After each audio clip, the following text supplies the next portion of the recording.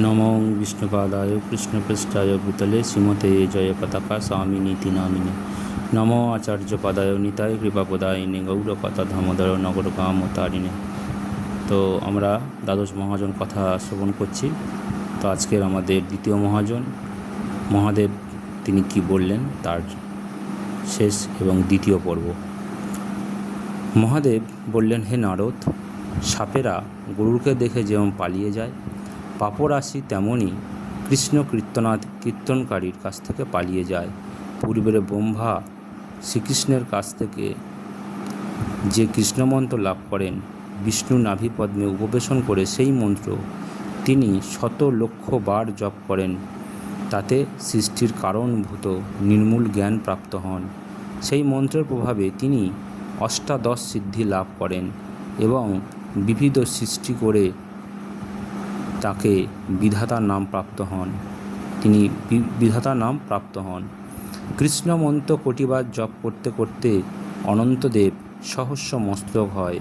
অনন্তদেবের সহস্র মস্তক হয়। হে নারদ, পূর্বে এক সময় কৃষ্ণপ্রিয়া রাধিকা গর্ভে এক স্বর্ণময় ডিম্ব উৎপন্ন হয়। গোলকধাম থেকে আগত সেই ডিম্ব দ্বিখণ্ডিত হয়ে ভেঙে যায় এবং মহার্ণবে পতিত হয়। সেই ডিম্ব থেকে মহাবিষ্ণু আবির্ভাব হয়ে মহাজলে শয়ন করেন। মহাবিষ্ণুর লোমকূপ থেকে আলাদা আলাদাভাবে পৃথক পৃথক জলরাশি উদ্ভূত হয়ে সর্বত্র পরিব্যাপ্ত হল।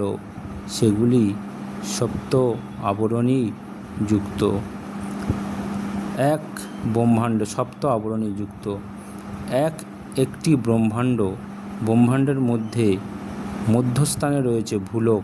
ভূলোকের ঊর্ধ্ব দিকে যথাক্রমে ভুবলোক, স্বর্গলোক, জনলোক, মহরলোক, তপলোক, সত্যলোক। আর ভূলোকের নিম্ন দিকে যথাক্রমে অতল, বিতল, সুতল, তলাতল, মহাতল, রসাতল ও পাতাললোক রয়েছে। সত্যলোকের বাম দিকে ধ্রুবলোক, পাতাললোকের ডান দিকে নরকলোক রয়েছে। হে নারদ, মধ্যস্থানে ভূলোক ভারতবর্ষ বিখ্যাত। ভারতবর্ষের মধ্যে বৃন্দাবন শ্রীকৃষ্ণের আবির্ভাব হয়। ভারতবর্ষে যেরূপ মহাত্মপূর্ণ অন্য স্থান ততটা নয়। বহু পুণ্য ফলে কারোর ভারতবর্ষে মনুষ্য জন্ম লাভের সৌভাগ্য হয়। মানুষদের মধ্যে তাঁরাই মহান বা বিদ্বান, যারা শ্রীকৃষ্ণের পাদ ও পদ্ম ভজনা করেন। মানব জীবন পেয়েও জীব যদি কৃষ্ণ ভজনা না করে, তবে তার চেয়ে আর বিড়ম্বনা কি? শ্রীকৃষ্ণ ভজনহীন তার জন্ম অনর্থক, তার গর্ভযাতনা বৃথা, তার অনিত্য শরীর নিষ্ফল, তার জীবন ব্যর্থ, সে জীবন মৃত। হে নারদ, এই ভারতে যে ব্যক্তি প্রত্যহ শ্রীহরির পাদদক ও নৈবেদ্য ভক্ষণ করে, শ্রীকৃষ্ণ নাম গ্রহণ করে, তিনি জীবনমুক্ত হন। তার পদধূলিতে পৃথিবী পবিত্রা হন। হে নারদ, এইবার তৃতীয় জ্ঞানের কথা শ্রবণ করো। শ্রীকৃষ্ণের অনন্ত গুণের কথা কেউ বর্ণনা করতে সমর্থ নয়। যা তুমি শুনতে পাবে সবই কিঞ্চিত কথা মাত্র। আমি শুধু এইটুকু জানি যে শ্রীকৃষ্ণ অপেক্ষা আর কেউই আদিপুরুষ নেই, কেউই পরম আরাধ্য নেই। তাঁর অপেক্ষা জ্ঞানী যোগীও কেউ নেই।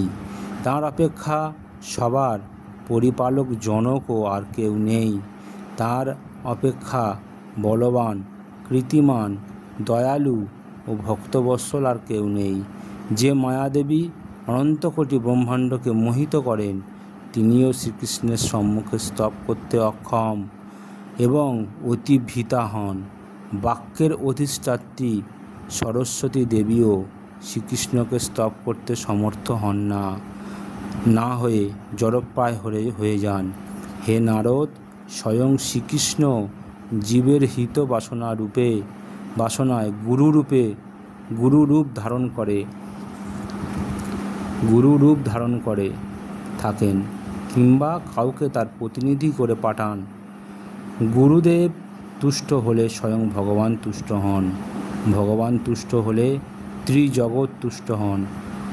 গুরু ব্রহ্মা, গুরু বিষ্ণু, গুরু মহাদেব হরি রুষ্ট হলে গুরুদেব রুষ্ট হয়ে তার অনুগামীকে রক্ষা করতে সমর্থন হন। কিন্তু গুরুদেব রুষ্ট হলে, গুরুদেব সন্তুষ্ট হলে তার অনুগামীকে রক্ষা করতে সমর্থ হন।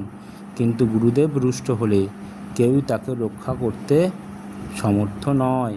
হে নারদ, যা থেকে কৃষ্ণভক্তি জন্মায় তাকেই মন্ত্র বলা হয়। কৃষ্ণ বন্ধু, কৃষ্ণ পিতা, আর কৃষ্ণ ভক্তি মৈত্রী ও জননী। গুরুদেব কৃষ্ণ প্রাপ্তির পথ প্রদর্শন করান।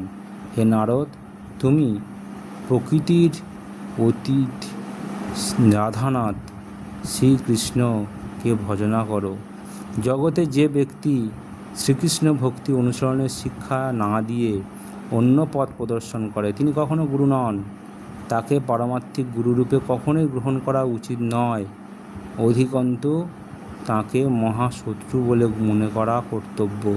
কৃষ্ণভক্তির পন্থা অনুসারী ব্যক্তি যিনি গুরুর আসনে অধিষ্ঠিত হয়ে নিত্য আরাধিত হন তিনি শিষ্য হত্যার ফল লাভ করেন, আর সেই তথাকথিত শিষ্যের জন্মও বিফল।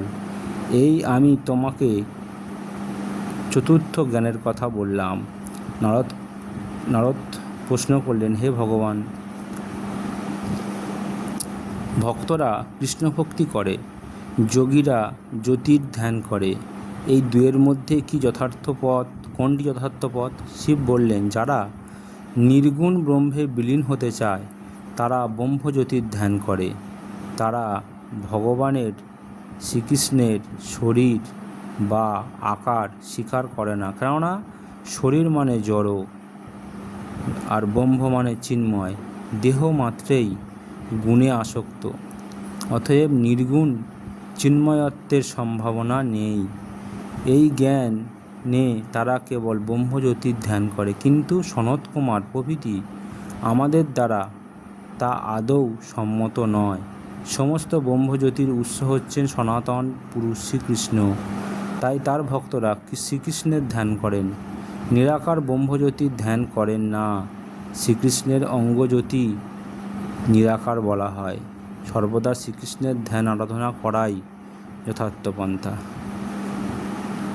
জয় শ্রীকৃষ্ণ চৈতন্য প্রভু নিত্যানন্দ শ্রী অদ্বৈত গদাধর শিবাসাদি গৌর ভক্তবৃন্দ। তো আমরা আজকের দ্বাদশ মহাজনের যে দ্বিতীয় মহাজন মহাদেবের তার উপদেশ শ্রবণ করলাম। পরবর্তীতে আমরা তৃতীয় মহাজন শ্রী নারদ মুনির কথা শ্রবণ করব। জয় শিল প্রভুপাদ কি জয়। সকলের মঙ্গল হোক।